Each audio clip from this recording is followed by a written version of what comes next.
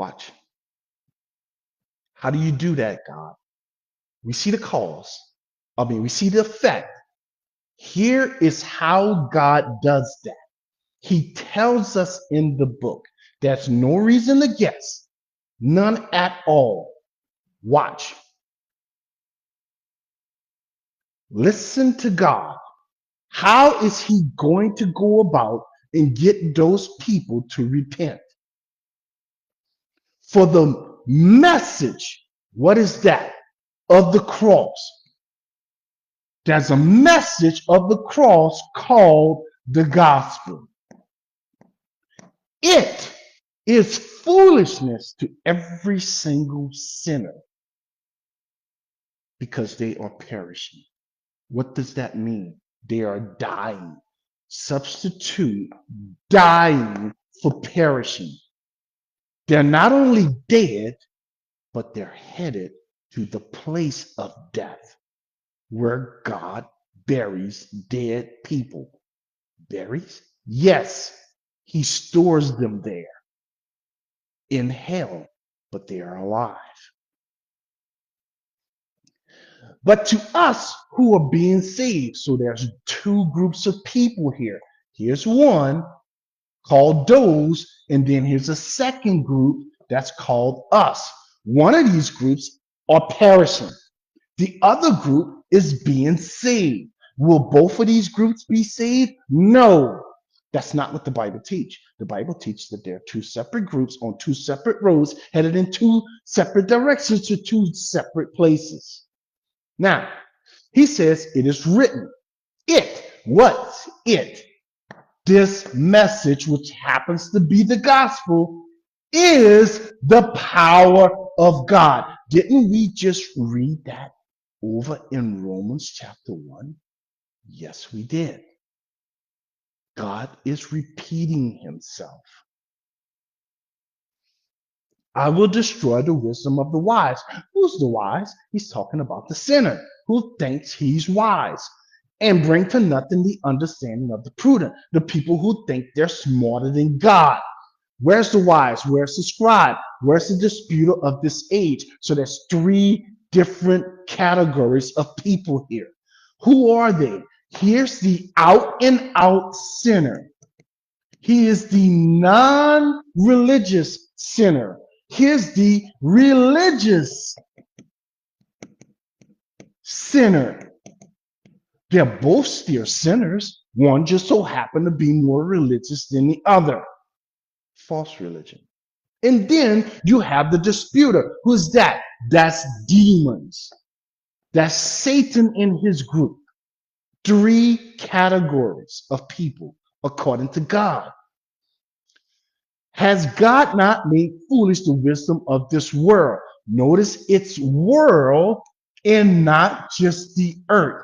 Why is it world? Because God is talking about humans, and angels. Angels are not part of the earth. They're part of the spirit realm. That's why he used the word world and not the word earth. For since in the wisdom of God, and this is what I wanted to point out to you, the world, the entirety of the world that has what? Three categories of people who are perishing, or creatures who are perishing. Who are they? I just pointed them out to you. The out and out sinner, the religious sinner, and all the demons, including Satan. Through their wisdom, through their own wisdom, they did not know God. You can't get to God that way. It pleased God through the foolishness, what? Of the message preached to save those. This is the second category that we talked about. The us, up in verse 16, are those who are going to believe. Folks, the Bible is very clear. It's very clear, very plain how this works. You may not like it, but God isn't interested in pleasing you. In the wisdom of God, it pleased who? You? No. No. God is not going around trying to please humans. He's not running around trying to please angels. The only person God is ever interested in pleasing is himself. Why? Because what can you do for God, friends? How can you, on your own, bring any joy to God? You're worthy of death. People have the wrong view of God. I mean, I don't. It's not the biblical view of a holy, righteous God. Now, you know what we're supposed to be talking about, friends? We're supposed to be talking about free will. I'm sorry about that. Okay, so let me quickly get back to free will. Look at this. All right. So, does mankind have free will? The answer to that, right here. You need to understand this right here. And I'm just going to jump to the bottom line. I'm not going to read all of this, but let me show you this. For those who want to get into this, hey, I already done a series on free will. So this is YouTube. All right, YouTube. If you go to YouTube, look up this right here, Treasure in Every Verse. And there's this playlist under Treasure in Every Verse, right? You can see them right here. This is the one we're currently working on. And here's the story of the ages. And then there's a bunch of playlists here of stuff that we did. Look at this right here. You see this? It says, did God give mankind free will? And it's 14 videos under that playlist. So if you want to know about free will, I'm about to give you a brief overview of it. I did 14 videos on that already.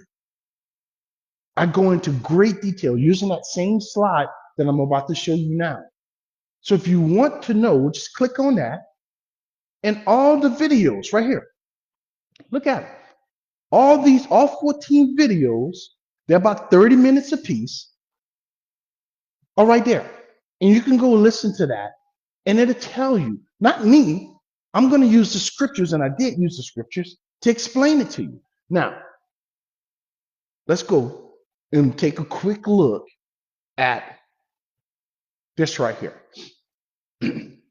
So here's the problem with free will. The way mankind think of free will. The angels and the devil and the demons they know they don't have free will. You know who think they have free will? The sinner. And even some Christians. I mean, where they get that from, I don't know. All right. To have free will, you know what that says? I can live apart from God. I'm not, again, you can go back to those videos. I'm not going to read all that because I need to get to a point. To have free will, you're saying, I do not need God. You say, I'm not saying that. Yes, you are. You just don't know that you are saying that. To have free will, you're saying, I am equal with God in all of God's attributes. Now, let me get to the bottom line about free will. Here's a question. Do any, not just mankind, do any of God's creatures have what you and I define, humans define as free will? Meaning, listen, I'm going to go to the big board because I wanted this to be really clear. Free will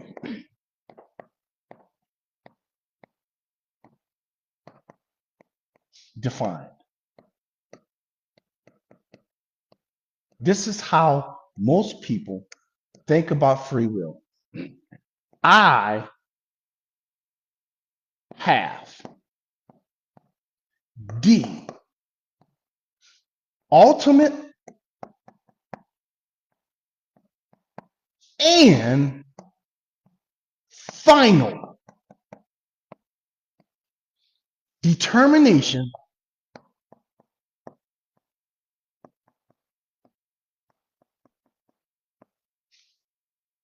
in whether I will accept and believe the gospel.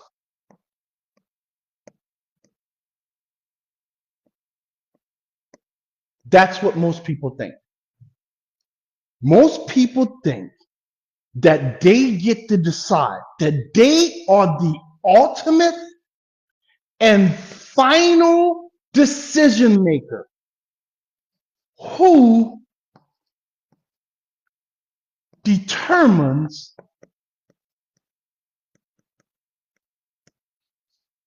who goes to heaven. Most people say, my free will, I get a choice. Is that true according to the scriptures? Do you get to say, I am going to believe the gospel or not? And God have to honor your decision. If you elect not to believe, God has to honor that. If you elect and determine to believe, God has to honor your choice. He has no choice. He cannot overrule my choice. Friend, that's what free will means. Is that a biblical statement? I'm going to give you the answer first, then I'm going to go to the scriptures to prove it to you. The answer to that is an emphatic, absolutely no.